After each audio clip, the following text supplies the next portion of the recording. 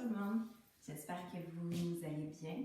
Donc, je prends le temps de saluer chacun de mes élèves qui me suivent sur le fil de ma page et puis encore peut-être sur la chaîne YouTube. J'espère que vous allez tous bien, que votre entourage aussi va bien. Moi, chez moi, tout le monde va bien, dans ma famille immédiate, donc dans ma maison, puis autour de moi aussi. Donc, gratitude pour cela. Pour les autres, je prends le temps de me présenter. Mon nom est Luisa Mastellone, je suis professeure de Vini Yoga. Et aujourd'hui, je vais vous présenter une petite capsule vidéo qui va vous offrir à la toute fin de cette vidéo donc 5 exercices efficaces qui pourront vous aider à gérer le sentiment de peur à travers cette pandémie de la COVID-19. Et tout ça, c'est basé sur ce que je vais vous présenter aujourd'hui dans la philosophie du yoga, philosophie des Yoga Sutras de Patanjali.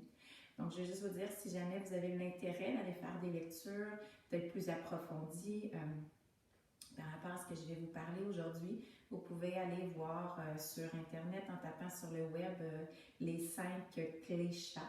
Et vous pourrez voir plusieurs articles écrits là, à propos de ce que je vais vous parler en condensé ce matin pour arriver à la toute fin de la capsule sur les éléments que je vais vous présenter pour gérer la peur. Donc, je vous parle des 5 kleshas. Les 5 kleshas que Patanjali catégorise comme des causes de souffrance émotionnelle. Donc, elles sont au nombre de 5 et elles sont toutes évidemment interreliées.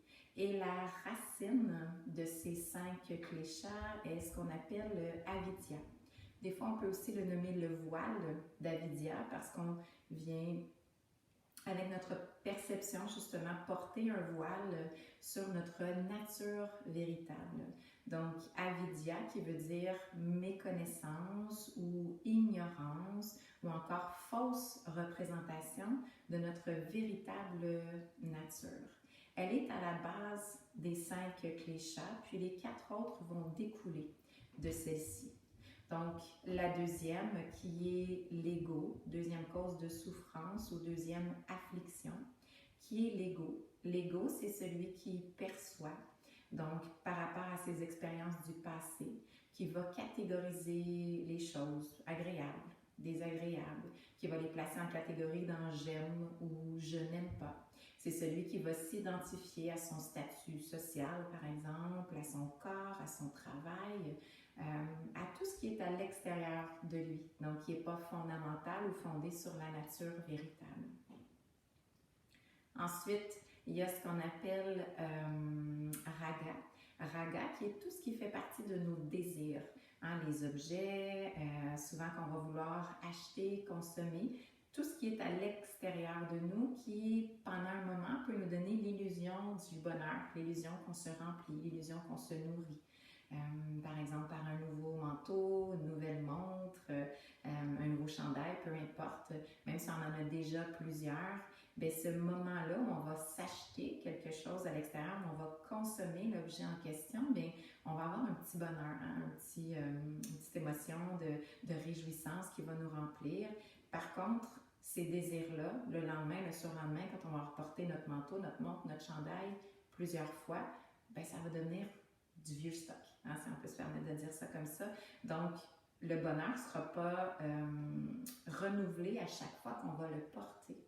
Ce qui veut dire que, justement, les désirs ou raga, c'est cette illusion que les objets de l'extérieur peuvent venir remplir ou encore nourrir notre véritable essence. Ensuite, il y a le contraire des désirs, les contraires de raga. C'est ce qu'on appelle les répulsions, dvesha.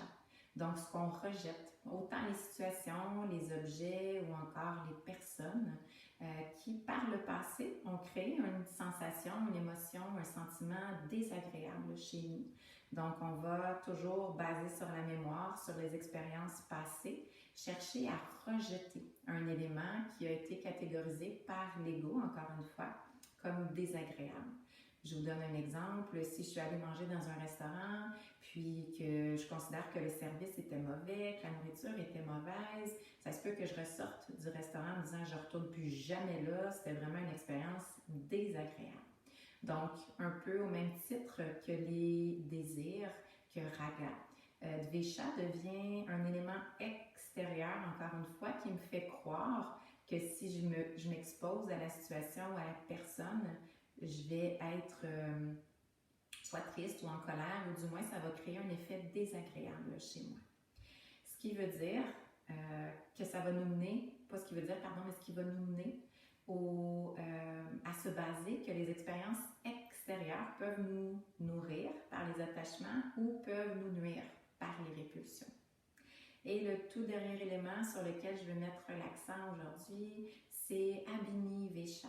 Abhini Vesha qui est le sentiment de peur que plusieurs d'entre nous peuvent vivre actuellement à différents niveaux, dans différentes sphères. Donc, contrairement aux éléments dont je vous ai parlé, l'ego, l'attachement, les désirs, tout ça, la peur fait partie inhérente de l'être. Hein? Donc, on a été conçus, nos cerveaux ont été conçus depuis des milliards d'années, à justement à penser à l'élément survie. Donc, la peur qui fait partie inhérente de l'être humain, qui est tout à fait normale, va nous aider face à une situation anxiogène. Donc, par exemple, si le feu est pris, moi, dans ma maison, la peur va faire en sorte que je vais soit combattre ou fuir, donc me sauver, sortir à l'extérieur. Donc ça, c'est une peur qui est saine, c'est une peur qui est utile, c'est une peur qui va me servir justement à me sauver ou à combattre. Maintenant, là où Abhini Vesha, là où la peur devient problématique, c'est dans l'anticipation d'une peur qui est inexistante ou qui est pas nécessairement inhérente. Okay? Donc, justement, par rapport à la COVID-19, on entend toutes sortes de choses, que les gens ont des problèmes respiratoires, que les gens peuvent mourir. Donc, notre peur actuellement se situe plus au niveau de perdre. Donc, peur de perdre, peur de mourir, peur de l'inconnu, hein, parce qu'il y a énormément d'incertitudes actuellement, autant au niveau de notre santé, la santé de nos proches, autant au niveau financier, peut-être aussi pour plusieurs qui se questionnent sur leur travail, sur comment on va payer les comptes, tout ça. Donc, il y a plusieurs peurs qui peuvent être associées à tout ça. Donc, aujourd'hui, ce que je veux vous proposer par rapport à ce sentiment de peur, c'est 5 exercices. 5 exercices, pourquoi? Parce que ça a été prouvé. Maintenant, la méditation, vous savez, hein, c'est quelque chose qui est de plus en plus prescrit, même par les médecins, pour les patients. Donc, il y a une étude qui a été justement faite, basée sur le cerveau, donc toute la partie neurologique, où on sait que le siège de l'émotion de la peur se situe au niveau de ce qu'on appelle les amygdales. Les amygdales, c'est 2 petites glandes grosses comme des amandes, et puis c'est là que se siègent les émotions au niveau de la peur. Non seulement avec ces études-là, on s'est rendu compte que la peur, l'émotion de peur se situe à ce niveau-là, mais que les amygdales peuvent aussi stocker les éléments du passé associés à la peur. Donc, si par exemple, la première fois que j'ai été exposée à un chien, le chien a aboyé, puis j'ai figé parce que j'ai eu peur, par exemple, qu'il me morde, eh bien, ça va être stocké, ça, au niveau de l'amygdale. Et puis, ce qui arrive, c'est que quand je vais être réexposée à une situation comme ça, mon cerveau va déjà être habitué, va connaître et reconnaître cette peur-là, puis va être en réaction. Et maintenant, qu'est-ce que ça fait au niveau du corps, au niveau neurologique, quand on a peur? C'est que là, le cerveau va envoyer des messages chimiques au corps qui vont sécréter une hormone. Une hormone, une de ces hormones-là, en fait, c'est le cortisol. Et le cortisol, qu'est-ce que ça fait quand c'est sollicité en trop grande partie, en trop grande portion au niveau du corps? Ça finit par affaiblir nos défenses immunitaires. Ce qui veut dire que dans une situation qu'on vit actuellement, on a besoin vraiment de tout notre système immunitaire à sa pleine capacité. Est-ce que ça veut dire qu'on n'a pas le droit d'avoir peur? Je pense que la peur est tout à fait légitime dans une situation que l'on vit actuellement, justement parce qu'on a peur de l'inconnu, parce qu'on a peur de perdre, puis peut-être pour certains qu'on a peur de mourir. Donc, c'est pour ça que je veux vous inviter aujourd'hui à pratiquer peut-être ce qui vous parlera plus dans chacun des 5 exercices que je vais vous présenter aujourd'hui. Je vous les nomme d'abord, puis ensuite je vous en parle un petit peu plus spécifiquement de chacun. Donc, les 5 exercices que je veux vous présenter, c'est justement la méditation de pleine conscience qui va venir, selon les études, réduire le niveau d'activité de cette glande-là, l'amygdale dont je vous ai parlé, qui est très, très, très active, qui va même s'inflammer quand on a peur pour pouvoir justement réagir. Donc, la méditation pleine conscience, elle, va venir rapetisser l'espace de l'amygdale, donc va la garder moins active, moins en réaction à la situation de peur. Le deuxième élément dont je veux vous parler, c'est les mantras. Mantra, qui est séparé en deux, man ou man pour mental et antra pour protection. Donc, les mantras, ce sont des phrases que l'on se répète en boucle pour protéger donc notre mental. Troisième exercice que je vais vous proposer, c'est les mudras. Les mudras, ce sont des gestes que l'on fait soit avec les mains, soit avec les bras, pour venir faire circuler l'énergie à travers le corps avec une intention. Et quatrième exercice que je vais vous proposer, c'est un exercice de pranayama, donc exercice de respiration. Prana qui est l'énergie subtile qui circule à travers tous nos canaux énergétiques au niveau du physique. Yama qui est le contrôle ou la circulation de cette énergie. Donc pranayama, vous aurez compris, c'est faire circuler librement l'énergie à travers tous les circuits énergétiques du corps. Et le dernier, ce sera un asana ou posture qu'on peut venir faire justement pour venir essayer de s'enraciner à la terre. Je pense que quand on est dans la peur, on est beaucoup dans notre tête, on est beaucoup dans le futur, on est beaucoup dans la projection de ce qui pourrait arriver. Donc, on a besoin de se ramener dans les postures debout, selon moi, qui nous ramènent en connexion justement et qui nous enracinent à la mère terre. Donc, c'est ce que je vais vous présenter ce matin. Je vais commencer par la méditation de pleine conscience. J'en ai déjà parlé un petit peu là, préalablement, mais effectivement, la méditation de pleine conscience nous permet de prendre justement conscience de tout ce qui est présent dans notre corps. Donc, peut-être un petit bémol où les gens qui pratiquent moins la méditation souvent ont cette idée fausse ou erronée.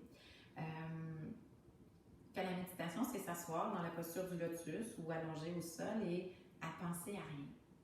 La méditation de pleine conscience, c'est, je ne dirais pas le contraire, mais en fait, c'est pas ne penser à rien. C'est juste être totalement attentif et conscient à ce qui se passe.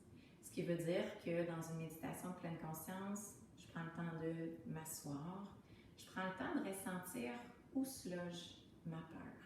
Okay, donc, je prends le temps de voir est-ce que c'est mes épaules qui sont contractées, est-ce que c'est ma mâchoire qui est contractée, est-ce que mes sourcils sont froncés, est-ce que mon rythme cardiaque est augmenté, est-ce que ma respiration est saccadée. Souvent, quand on a peur, quand on est angoissé, on va respirer beaucoup, soit au centre de la cage thoracique ou encore dans le haut de la poitrine. Donc, méditer, déjà de prendre un petit temps d'arrêt, de s'asseoir puis de ressentir tout ça, ça va nous amener à être pleinement conscients puis à accueillir cette peur-là. Donc, où est-ce qu'elle se loge, la peur? Est-ce qu'elle se loge plus dans mon corps, dans une partie en particulier? Puis de la laisser monter, cette peur-là. Donc, de voir en réaction à la peur, qu'est-ce que ça crée, autant comme sensation au niveau du physique et autant comme émotion. Donc, parce qu'avec la peur, on sait qu'il y a plusieurs autres émotions aussi qui peuvent en découler. Donc, c'est vraiment à vous de venir voir et à accueillir tout ce qui se passe. Puis dans la méditation de pleine conscience, effectivement, qu'il y a nous dans notre pratique, mais il y a tout ce qui se passe aussi autour de nous. Donc, tous les éléments dont je vous ai parlé, les 5 kleshas, sont à travailler à travers la méditation de pleine conscience. En ce sens où peut-être qu'on va s'attacher au moment de silence, où ça va bien aller, qu'il n'y aura rien qui va se passer autour de nous, qu'on va trouver une certaine paix intérieure, puis que là, on va s'attacher à ce silence-là parce qu'on est bien, puis pouf, aussitôt qu'il y a un bruit, on va rejeter ce bruit-là, on va le répulser en disant, bon, j'étais donc bien quand j'étais en silence, là, s'il y a un son, quelqu'un qui marche dans la maison, par exemple, ou encore un bruit que je n'avais pas prévu, va venir déranger cette paix-là intérieure. Donc, la méditation, c'est vraiment d'accueillir tout ce qui est là, d'accueillir le silence quand c'est le silence, d'accueillir le son quand il se présente, en évitant dans chacun des 5 clichés avec notre ego de catégoriser.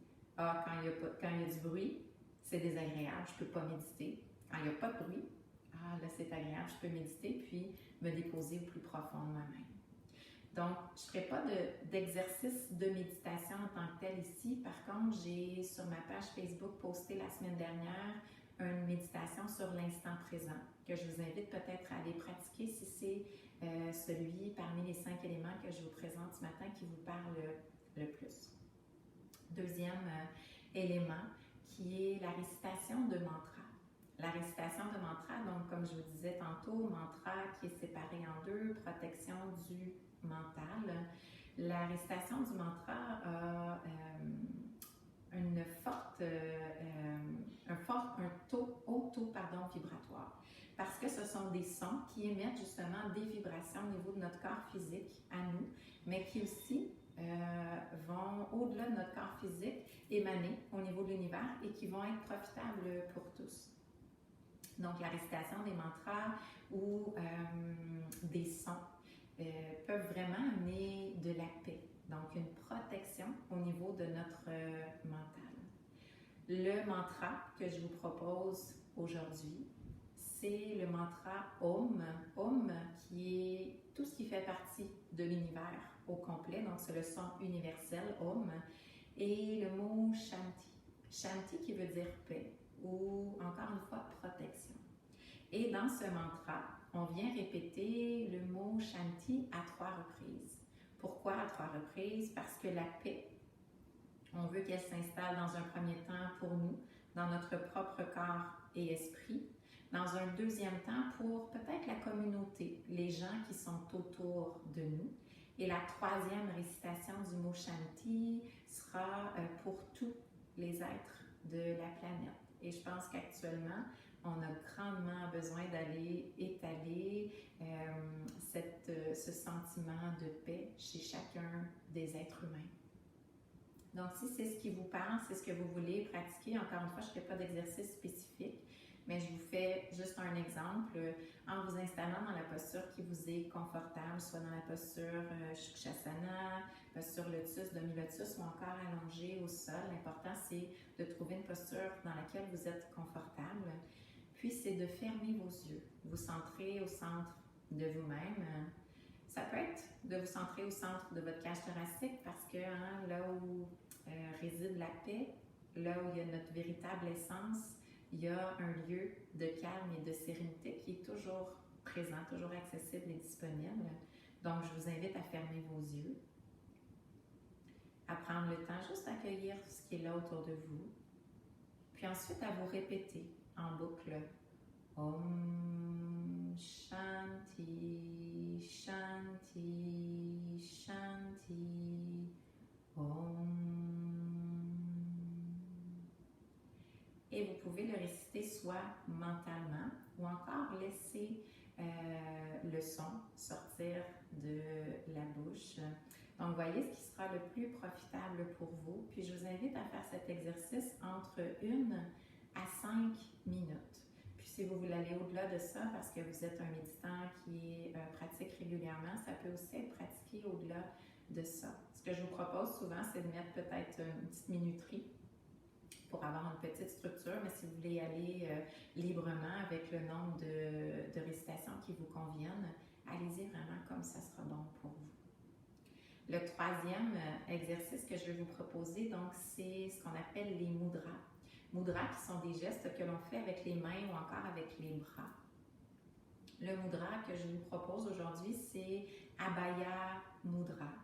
Abhaya Mudra, qui encore une fois est un mudra, un geste qui amène de la protection. Et dans ce geste-là, on vient travailler avec la main droite.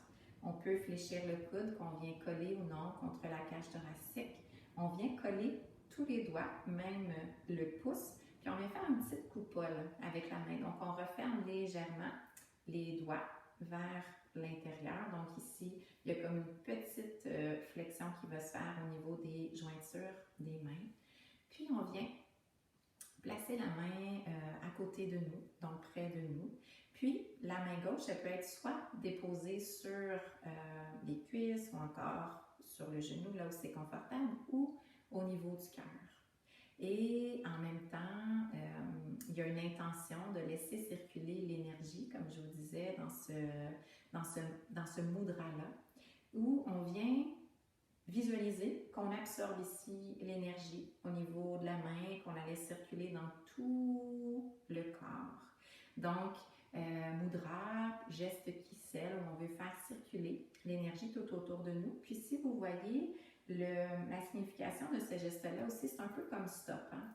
Stop ici, stop à la peur, stop à l'incertitude, stop à tout ce qui peut faire en sorte que je ne suis pas en paix et qui est associé au sentiment de peur au niveau de mon mental.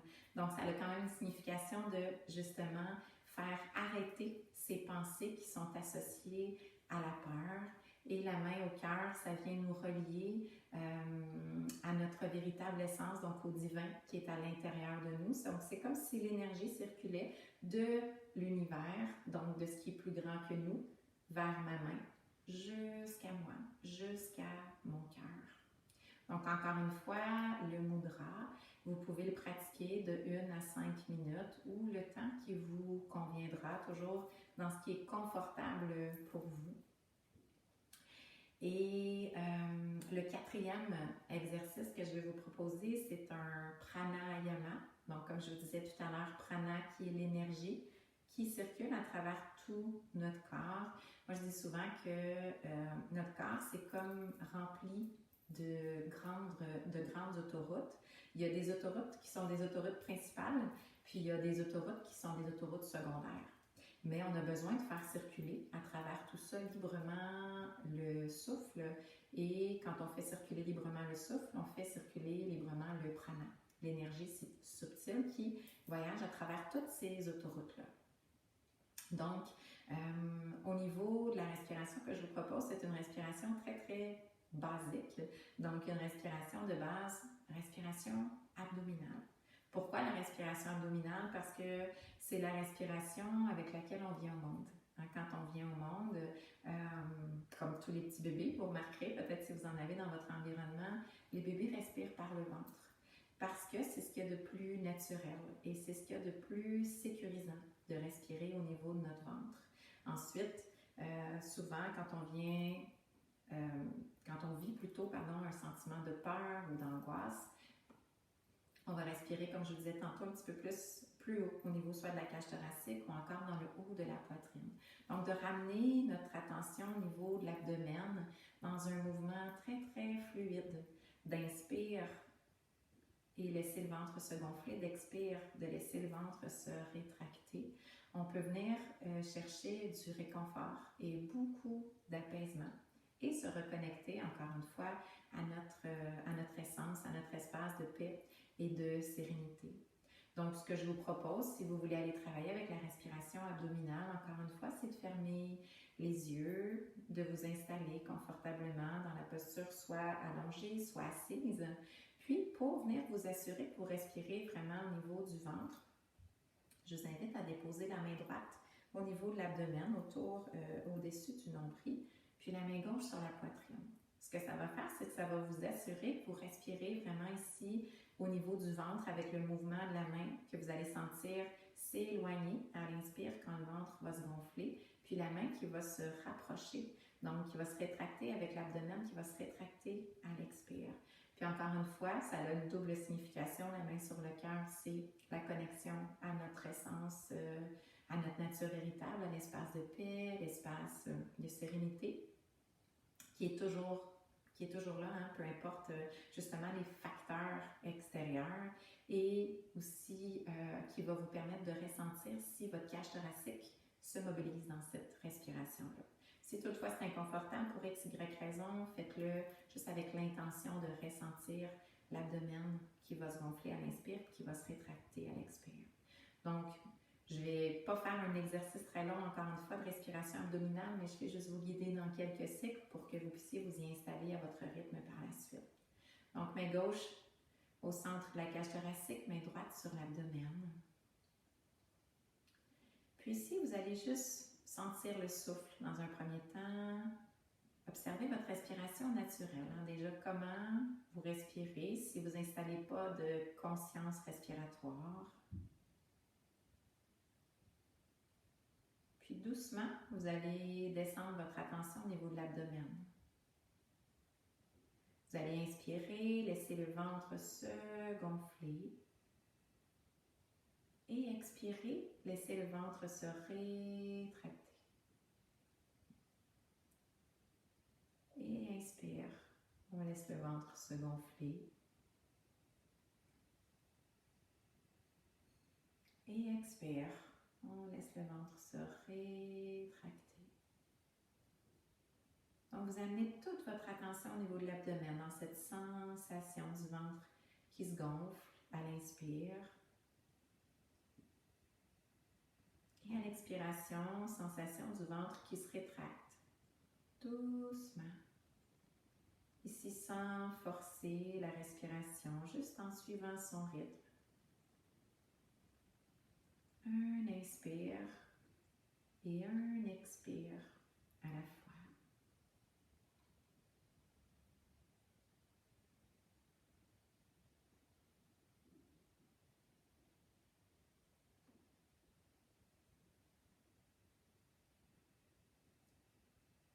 Et encore une fois, vous pouvez faire cet exercice pendant 1 minute. Je vous propose au moins 1 minute, jusqu'à 5, 6, 7, 8, 9, 10 minutes, jusqu'à ce que vous sentiez que vous êtes bien. Hein, c'est important, je vous donne un petit laps de temps, mais c'est important que vous le fassiez jusqu'à temps que vous sentiez que le sentiment de peur s'est dissipé ou du moins a beaucoup diminué, ce qui va vous permettre de continuer à fonctionner. Puis le dernier exercice que je vais vous proposer, c'est un asana, donc une posture debout. Donc, posture debout. Pourquoi une posture debout? Comme je vous disais, quand on vit un sentiment de peur, on est beaucoup dans notre tête, on est beaucoup au niveau du mental, beaucoup au niveau de la projection de ce qui pourrait se passer. Donc, on a besoin de se sentir centré, on a besoin de se sentir ancré, on a besoin de se sentir qu'on est supporté face à la terre-mère. Donc, posture debout qui va amener cet ancrage-là, justement.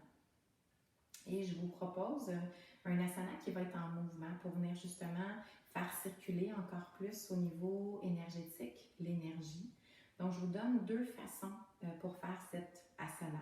Donc, vous aurez remarqué que j'en ai profité à travers ma quarantaine pour me soit fracturer ou fouler un doigt.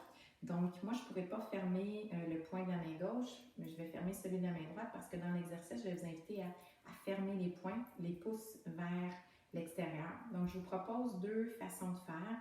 Première façon où les jambes vont rester en extension complète, donc solide, sans que les genoux soient barrés. Hein. Donc, en yoga, on a toujours les genoux qui sont légèrement fléchis ou encore débarrés pour éviter une hyper-extension. Donc, ça tire derrière les genoux. Vous allez prendre votre posture donc au neutre, donc le bassin au neutre en amenant le coccyx vers la terre et ensuite en relâchant la mâchoire, en allongeant la colonne vertébrale.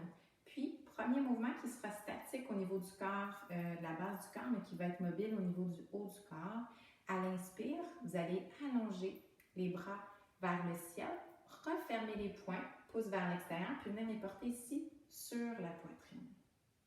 Puis, on va ajouter, en plus de ça, une phrase. Donc, un mantra qui sera le vôtre. Je vous invite à venir dans ce mantra-là voir qu'est-ce que vous avez besoin en ce moment. Donc, le mantra sera « Je choisis », ce qui sera votre intention. Donc, ça peut être « Je choisis l'amour ». Puis à l'expire, on va laisser aller en renvoyant, donc paume vers le haut, vers l'univers. Je laisse aller. Et ce sera encore une fois à vous de venir déposer dans l'intention ce que vous laissez aller. Donc, ça peut être « Je choisis l'amour ». Je laisse aller la peur. je choisis la paix. Je laisse aller l'insécurité. Je choisis par exemple la confiance. Je laisse aller l'incertitude. Donc l'idée, c'est vraiment de venir déposer votre propre intention et de choisir ce que vous voulez déposer dans votre corps, dans votre tête et à l'expire de laisser aller en renvoyant. Donc c'est symbolique vers l'univers, ce que vous n'avez pas besoin. Donc ce qui va être bon pour vous. La deuxième version, toujours du même exercice, je vous la propose en mouvement, en venant travailler un petit peu plus un exercice qui va encore une fois nous ramener un petit peu plus près de la terre, donc qui va nous enraciner un petit peu plus. Si vous êtes plus fragile au niveau des genoux, par exemple, adoptez la première version où les jambes sont en extension. Si c'est accessible pour vous, on va ajouter un mouvement à la base du corps. Donc à l'inspire, je viens faire une petite flexion des genoux, je ramène, je choisis l'amour et à l'expire, j'allonge, je laisse aller la peur. Je choisis la confiance, je laisse aller le doute, et ainsi de suite.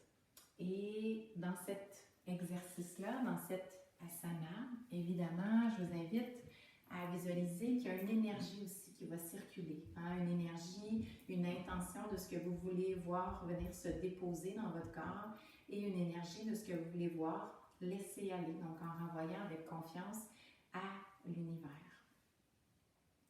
Donc, c'est ce que j'avais envie de vous proposer ce matin.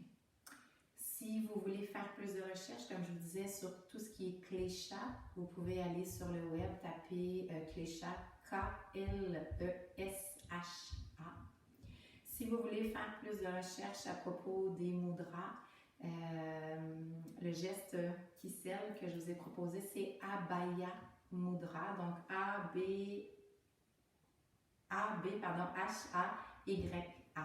Mudra, M-U-D-R-A.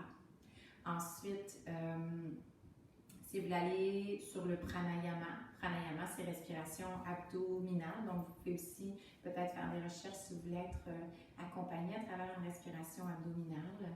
Si c'est concernant le mantra, il y a plusieurs mantras sur YouTube aussi qui peuvent vous accompagner. Donc, Om Shanti, Shanti, Shanti, Om, Om, O-M, Shanti, S-H-A-N-T-I.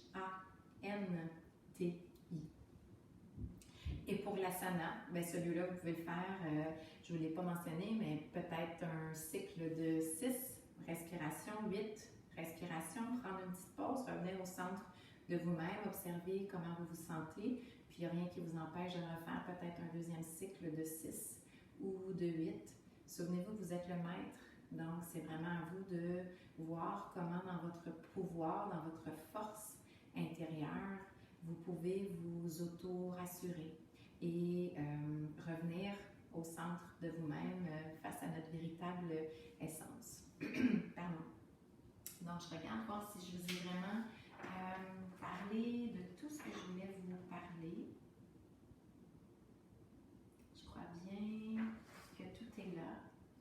À part une chose, je veux juste vous dire si vous êtes une personne qui a un trouble anxieux diagnostiqué ou encore qui a un quelconque problème de santé mentale ou qui a une tendance à faire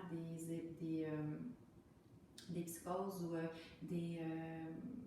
pas des situations, mais des périodes de psychose, des périodes psychotiques, vérifiez avec soit un psychiatre ou peut-être que vous en avez un ou encore un psychologue si ces exercices peuvent être adaptés à votre condition. Donc, comme je dis toujours en yoga, tout n'est pas toujours bon pour tout le monde. Donc, c'est important pour vous de valider, comme je ne vous connais pas personnellement, puis je ne sais pas, peut-être qu'il y a des personnes là, que je ne connais pas non plus à travers mes nombreux élèves qui vont pratiquer ces exercices. Donc, référez-vous vraiment à un professionnel de la santé avec qui vous faites normalement peut-être une thérapie ou un suivi pour vous assurer que ces exercices-là, surtout au niveau de la méditation, vous nuiront pas. Alors voilà, J'espère qu'il y a quelque chose qui résonne en vous. À travers ces 5 exercices-là, il y en a peut-être un, il y en a peut-être deux. Voyez ce qui vous vibre, ce qui vous parle le plus. Si vous avez des questions, n'hésitez pas à m'écrire en commentaire ou encore en message privé. Puis si vous avez aimé, puis vous pensez que ça peut servir à quelqu'un, cette petite capsule vidéo, n'hésitez pas à partager. Donc, je pense que plus on va être de personnes à travailler sur soi, on va aussi travailler par le fait même dans l'invisible sur les autres. Et je pense qu'on va peut-être apporter amour et bienveillance et compassion à plus grande échelle. Donc sur ce, je vous salue. Je vous remercie d'avoir pris le temps d'écouter cette capsule web. Je vous souhaite de vous prendre soin en espérant que ces petits exercices peuvent vous aider à travers notre grande période de déséquilibre. Namaste.